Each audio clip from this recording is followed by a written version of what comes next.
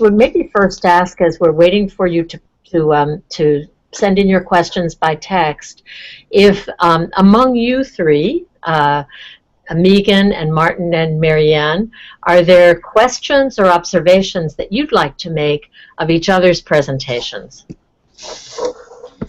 I would love to hear Megan a bit about her her protest at Oak Ridge, Tennessee, and the response to that witness. Thank you very much. I was thinking of that as I was speaking, that even using the word disobedience in our action and anybody's action when they're trying to expose and oppose known crimes are being obedient, civilly obedient. And those of us who have experienced the devastation to all of life, not only human life, which has so been the result of even the mining as well as the production of the weapons, causing the whole towns near the nuclear weapons facilities have their cancer cases and other rather confusing effects of being exposed to the production, development, use, and storage of these materials. And so it was with great compassion, and it was because we really felt the importance of building relationships that our whole action was designed and executed. It was an act of calling out for transformation of these places into life-enhancing alternatives. If the weapons can be built up, the weapons can be dismantled, and the facilities with new missions to address issues which create life-enhancing alternatives. Address the issue of poverty by creating even more jobs. Address the conditions of disease and the threat that comes from any country having the possibility of ever using nuclear weapons. And so we called our action Transform Now Ploughshares. Ploughshares being a way of obeying the call of the Bible and of the prophets to convert our weapons into instruments for agriculture or any other useful, peaceful, productive, life-enhancing work. And so we were following the Isaiah prophecy that God will bring justice among the nations and bring peace among the peoples. People, they will hammer their swords into plowshares, their spears into pruning hooks, and nation will not lift swords against nation. No longer will they learn to make war, as you all invited us to, but to meet together to make peace. And so we spoke, we were able to enter because of our compassion and concern for the people who had to work at Oak Ridge, Tennessee, one of the original nuclear weapons facilities in the country, which contributed to those more than 60,000 weapons that have been produced on our planet. And we felt for the workers. So we went in with that purpose to inform them, to remind them, to let them know that they didn't have to make nuclear bombs in order to feed their children breakfast. Thank you, Megan. And we do have some questions now. First, a basic question from the presentation sisters. What about the billions now being spent at Oak Ridge and elsewhere to maintain the nuclear arsenal and to refurbish it? Would someone like to respond to that? I've got a slide that might help respond to that. There we go. Last summer, we did some research to find out why is the status quo so hard to change. And that research indicated that from 2012 to 2014, if you just look at the top 13 nuclear weapons contractors in the United States, that's not all of them, that's the top 13, they brought in $334 billion in government contracts. Now that's for other things besides nuclear weapons, but these companies like Lockheed Martin, just to name one, their government business was totaled up to $334 billion.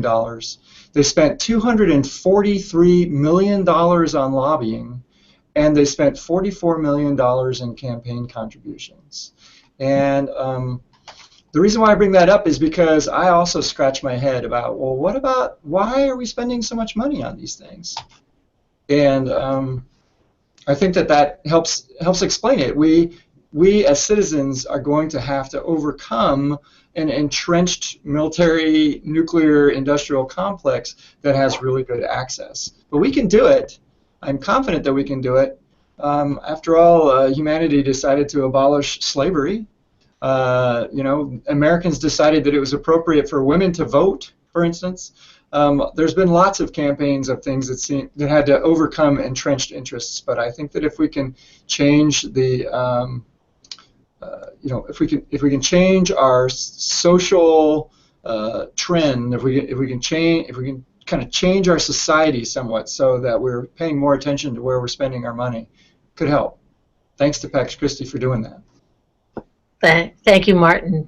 And another question from Bob Moore. What is the legal gap, given that the NPT already requires negotiations for complete disarmament? Marianne? Yeah, and this is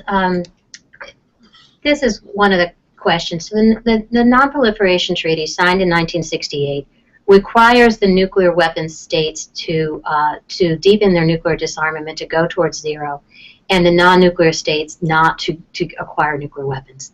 But there are countries that are not part of the treaty. And the treaty doesn't ban the weapons. And so this is, of course, the tension in this treaty is that the non-nuclear weapons states have said, we gotten a raw deal here. You have not really made serious or significant efforts towards disarmament. It's been a very long time. Why aren't we seeing greater results? And that's, I think, the momentum that we're seeing towards the humanitarian pledge and others. So that's one part of the ban, is that one part of the gap is that not everybody's part of that treaty, and that you can leave the treaty. But the other part, as Martin has said, is that these other classes of weapons just have a status of being illegal, where these do not have that legal status. But I'm sure Martin has some more to add to that as well. Thanks, Marianne. Martin? Yeah, I would say that that's a great question. And of course, for years and years, the Non-Proliferation Treaty has been having these review conferences every 5 years. And every 5 years it comes up with, well, when are you going to get going on the Article 6 obligations for the nuclear weapon states to disarm? And it's very sad that when I started working on disarmament, a lot of those 9 nations that now have nuclear weapons didn't have them, partly because of the frustration in the sense that the nuclear weapon states aren't holding up their end of the bargain. But I think that the Non-Proliferation Treaty failed to establish a timeline, and the International Court of Justice actually did not come right out and say that nuclear weapons are illegal, and so a ban treaty now, I think, can add more force to, can strengthen the norm against nuclear weapons that's embodied in Article 6 of the NPT. Yeah, thank you, Martin. And then time for a last observation from Pax Christi, Northern California, which is there seems to be an intergenerational malaise around nuclear weapons. Those of us born during the Cold War in the U.S. and probably in Russia were acutely aware of nuclear weapons. The majority of today's actors are of this generation. Any comments? One quick comment on this, that I don't think any of us are yet facing and addressing that which also comes from the secrecy. What is the motivation for that secrecy and this delay?